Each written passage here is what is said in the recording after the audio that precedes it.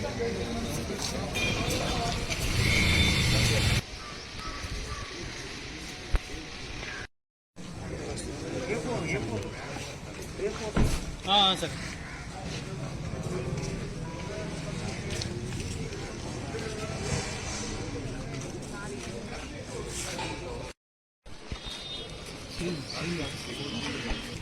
స్టాఫరా sir Staffer ఎక్కడండి?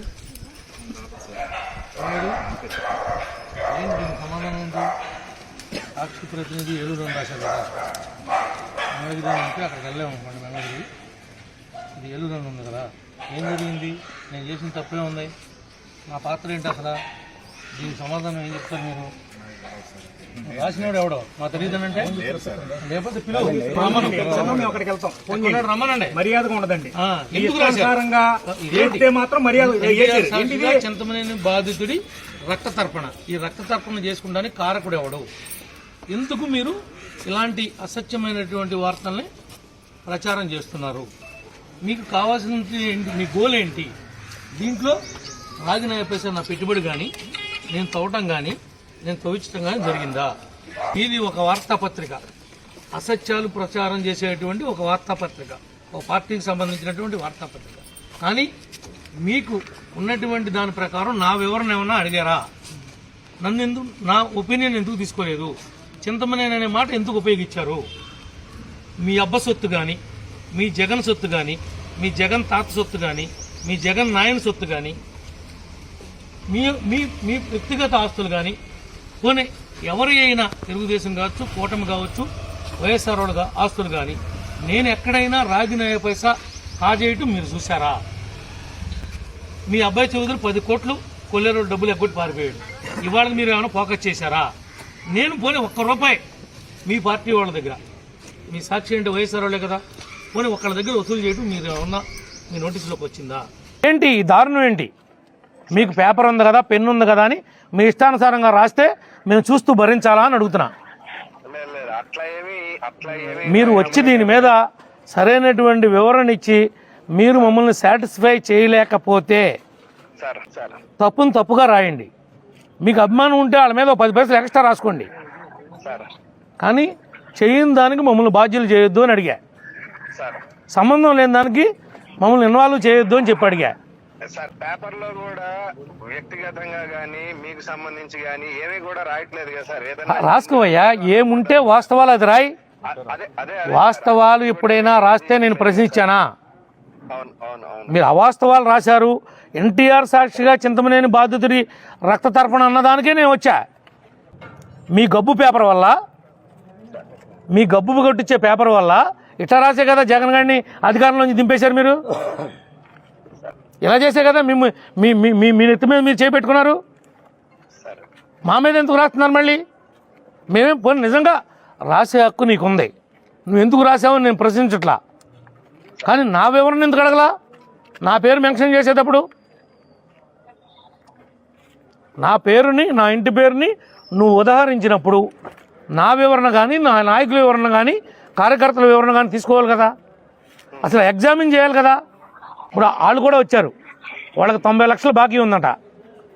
90 లక్షలు తీసుకుని మా డబ్బులు ఇవ్వట్లేదు, మమ్మల్ని తోకొనిట్లేదు అని వాళ్ళు వచ్చారు. మరి దానికి అగ్రిమెంట్లు కూడా తీసుకొచ్చారు వాళ్ళు. ఇదంతా బ్యాంక్ ట్రాన్సాక్షన్ చేశారు. డబ్బు ఇదంతా అకౌంట్ ట్రాన్స్ఫర్ జరిగింది, డబ్బు అంతా. మరి దానికి ఏం సమాధానం చెప్తారు? ఒకసారి ఆయనతో మాట్లాడి వివరాలన్నీ తీసుకొని ఆయన స్టేట్మెంట్ లాగా ఇస్తాం సార్. ఒకసారి మా ఆఫీస్ లో కూడా చెప్పి. ఎంతసేపులో వస్తావు నువ్వు? నువ్వు వచ్చే వరకు నేను ఎడదలుచుకోలేదు. ఒకవేళ నేను రాను అంటే చెప్పు, మేమేం చేయలేదో చేసి వెళ్ళిపోతాను. నేను నాకు 2 నిమిషాల పనే. నువ్వు వచ్చి మీరు ఆన్సర్ చేయకపోతే నాకు 2 నిమిషాల పనే. అంటే ఒకటి ఇప్పుడు మీరు చెప్పారు, మీరు వినండి. మీరు మా పరువు తీసినట్టుగా మీ పరువును తీయడానికి మేము సిద్ధంగా లేము సార్. లేదు మీరు అన్నట్టు సాటిస్ఫై వివరణ అన్నారు సార్. ఇప్పుడు మీరు ఇక్కడ జరిగింది తప్పు జరిగింది, తప్పు జరిగింది కాబట్టి నేను క్వశ్చన్ చేయటానికి వచ్చా. నాకు అధికారం ఉంది కదా అని యాజ్ ఎమ్మెల్యేగా రాలా. నేను ఒక పౌరుడిగా అడుగుతున్నా, నాకు సంబంధం లేని విషయంలో నా పేరు ఎందుకు తీసుకొచ్చారు అని. ఎవరిని బదనాం చేస్తారు? లేదండి, ఆడి పొలం ఎంత వాల్యూ ఉందో అంత డబ్బులు ఇప్పుడే ఇచ్చేస్తా. నేను కనుక 1% కనుక రాంగ్ చేసి ఉంటే. 0% ఉంది నాది. 0%లో నా ఇంటి పేరు ఎట్లా వచ్చింది, నా పేరు ఎట్లా వచ్చింది? నేను ఒకసారి మా ఆఫీస్ లో కూడా మాట్లాడి చెప్పి కాదు కదా, మాట్లాడతాను చెబుతానంటే నువ్వు ఏదేదో ఉత్తుపుణ్యానికి ముఖశృతి కోసం వివరణ చెబితే నేను సాటిస్ఫై అవను. దీని పక్కాగా మీరు స్టోరీ చేసి జరిగింది ఇది, ఇప్పుడు వాస్తవం ఇది తెలుసుకుంటే అన్ని విషయాలు మనం నమ్మక్కర్లేదనే విషయాన్ని మీరు ఎస్టాబ్లిష్ చేయాల్సిన బాధ్యత మీ మీద ఉంది. అది చేయకపోతే కనుక నేను మిమ్మల్ని వదిలిపెట్టే ప్రసక్తి లేదు. జగన్ గారికి కూడా చెప్పండి నా డిమాండ్ ఏంటో. నా డిమాండ్ న్యాయం అయితేనే చేయండి. నేను అడుగుతున్న డిమాండ్ న్యాయబద్ధంగా ఉంటేనే మాట్లాడండి. మీ అబ్బాయి చౌదరి 10 కోట్లు ఎగ్గొట్టాడు కొల్లేరోళ్ళకి. ఇవాళకి ఒక్కరోజు కూడా మీరు రాయలా. ఇక్కడ ₹1 కూడా ఎవడికి ఎగ్గొట్లా. వాడు 90 లక్షలు తీసుకున్నాడా లేదా? ఆ 90 లక్షలు ఇచ్చుకునేటప్పుడు నాకేమైనా సంబంధం ఉందా? వాళ్ళ అగ్రిమెంట్ అయ్యే టైంలో నా సంబంధం ఉందా? చెప్పా. అది దాంట్లో నా నేరం ఉందా? పోనీ నేను ఇంత ఇవ్వు అంత ఇవ్వు నేను చెప్పానా? మరి ఎందుకు వాళ్ళు ఏది పడితే అది చెప్పేస్తే, ఏది పడితే అది గడ్డి తిని మీరు రాసేస్తే ఆ గడ్డికి సమాధానం ఎవడు చెప్తాడు? అవి పశువులు తింటాయి గడ్డి, మనుషులు తినలేం. కానీ ఆ గడ్డి తిని మీరు ఎట్లా రాస్తారు మాటిని? నిజంగా బాబురావు నిజాయితీ అయితే కనుక నేను రిజగ్నేషన్ ఇచ్చేస్తా ఇవాళే. కాదు కదా, మరి నువ్వు రాసావు కదా చింతమనేని బాధితుడి రక్త తర్పణ అనే మాట రాసావు. ఈ పదాన్ని నువ్వు చెరపాలి కదా. తప్పనిసరిగా దీని మీద వివరణ రాస్తాను. కాదు కదా, ఈ పదాన్ని చెరపాలి కదా. చింతమనేని రక్త తర్పణ కాదు అది. చింతమనేని మీద కావాలని పెట్టినటువంటి ఎలిగేషన్ ఇది. ఇది దీనిలో వేరే కుట్ర ఉందని ఆ కుట్ర కోణం ఏముందో బయట తీయాలి కదా. అది తీసే వరకు నీ ఆఫీస్ వదిలిపెట్టి నేను వెళ్ళను. పర్లేదు సార్, నేనే మీ దగ్గరికి సాయంత్రం వచ్చి మీకు కనిపిస్తాను. నా దగ్గరికి ఎందుకయ్యా, నేను నీ దగ్గరికి వస్తే?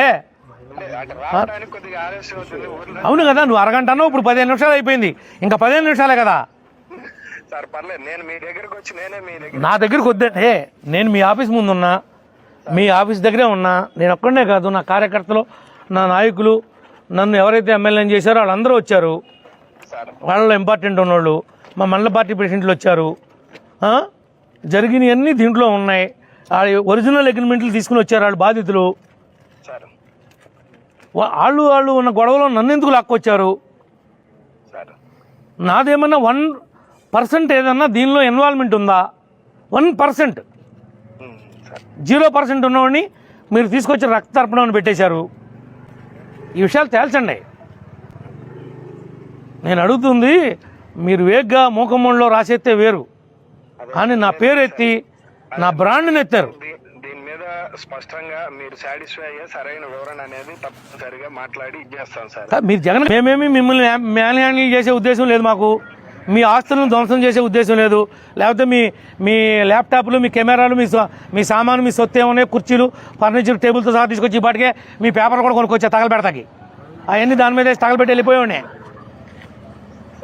అవన్నీ కూడా తగలబెట్టి వెళ్ళిపోయేవాడిని. కానీ నేను ఎక్కడా కూడా నేరస్తుడిగా మిగులుదామనే ఉద్దేశం నాకు లేదు.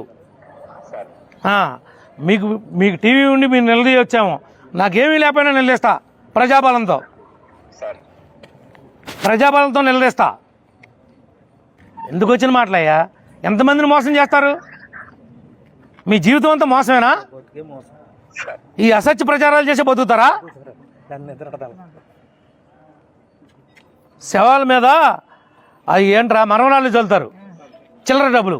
ఆ మరవరాళ్ళు చిల్లర డబ్బులు బతుకులాగా ఉందా మీ బతుకు? ఇదేంటయ్యా? డైరెక్ట్గా పోరాడండి. ఎప్పుడు చేయరు కాదే, డైరెక్ట్గా పోరాడండి. అసలు వాళ్ళ జీవితం మీరు ఇల్లు ఇప్పించలేదేంటి? మీరు రోడ్లు వేయలేదేంటి? మీరు కరెంట్ ఇవ్వలేదేంటి? మీ సూపర్ సిక్స్ ఏమైందని ప్రశ్నించిన సమాధానం చెప్తా. ఈ లుచ్చా, ఈ లపంగి రాజకీయం ఏంటయ్యా?